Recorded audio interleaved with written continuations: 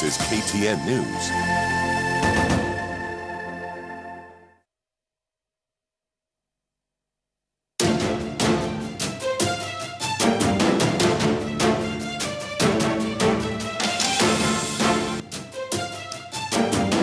Welcome back to Kivumbi 2017. It is now 25 minutes to 7, and looking at some of those stories that are making headlines. For nearly 3 months now, nurses across the country have downed their tools, demanding the signing and implementation of a collective bargaining agreement that will see nurses' allowances and working conditions improved. With little progress having been made in resolving the industrial dispute, the strike has hit healthcare in the public hospitals, leaving a trail of ailing and frustrated patients. Now, Timothy Otieno revisits the forgotten strike and tells us the story of the sorry state of affairs from the perspective of the nurses. 32-year-old Rosa Gathoni would normally be attending to hundreds of patients at the Embu Level 4 hospital in Runyenjes. But not today. A biting strike has now forced her to stay indoors, running errands as a housewife. And on this day, the routine is the same as the one she has been doing for the last 87 days since the nurses' strike began. It has not been easy. We are not happy. It's only that we have nothing else that we can do for us to be heard. We have seen our relatives, our patients struggle. We have lost our relatives, so we feel it. But still, we also have our families.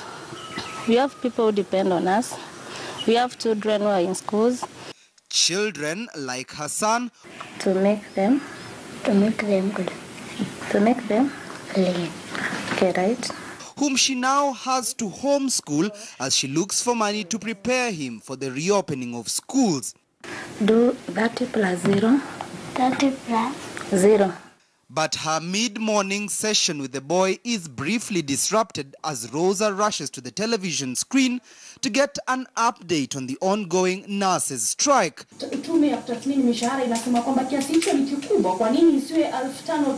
It has been her hope that the crisis can be resolved soon so that she may resume her work. They take strikes like fights to create an enmity.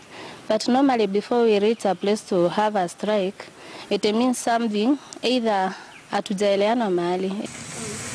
It's an opinion shared by another nurse, Gloria Murugi, who has now seemingly swapped careers due to the ongoing strike. I do mtumba business, so I usually go to Gekomba. I buy clothes in bales, I do rentals, and then I come and sell in the open air market because I have to cater for my house rent, school fee, and other expenses in the house. Both women hope that union officials and the government will resume talks towards ending the deadlock, and perhaps their hope may come to fruition. The chair of the Council of Governors, Josephat Nanok, on Wednesday confirmed to KTN News that indeed talks had resumed, stating that, quote, "We've held consultative meetings since Monday this week, and all is progressing well." It's a statement echoed by the Nurses Union's Deputy Secretary General Maurice Opetu,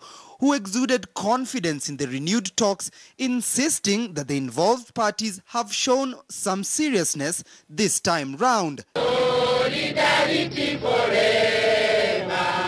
The nurses have insisted in the signing of a collective bargaining agreement that will have them get additional funds for their uniform, health risk, as well as extraneous allowances amounting to between 7 to 10 billion shillings annually. And it is this CBA that we want be signed before we go back on duty. But before the industrial action comes to an end, nurses like Rosa are already adapting.